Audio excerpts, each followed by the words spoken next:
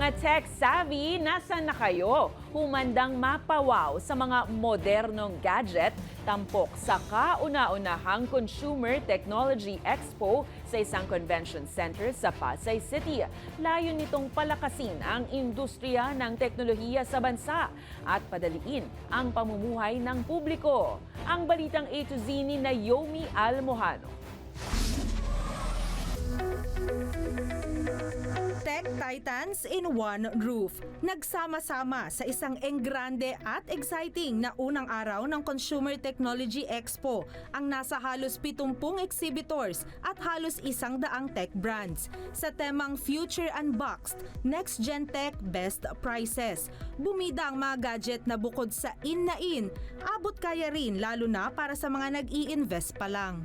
Consumer Tech Expo is where you can find new technologies as well as markdown prices. Mula sa Great Tech Drop na umabot hanggang 97% gaya sa mga speaker at earphones, panalong-panalo rin ng mga tech enthusiast sa mga product launch at live demonstrations ng mga leading tech brands sa bansa. Nagsisilbi rin itong suporta sa mga retailers at tech shops na naghahanap ng kanilang customers. We all know retail is very hard. Ang laki ng kapital na kailangan dyan. Ang sinasabi namin sa aming mga exhibitors and partners, use this as an avenue to flush out your inventory. Layon din ng CONTEC 2025 na palakasin ang industriya ng teknolohiya sa bansa at ipakitang kaya rin itong makipagsabayan sa ibang bansang umaalagwa ang paggamit at pagdevelop nito.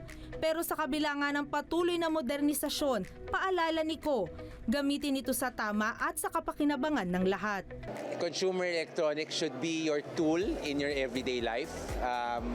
Hindi naman natin sila magiging kalaban. They will always be our friend. They will always be our tool.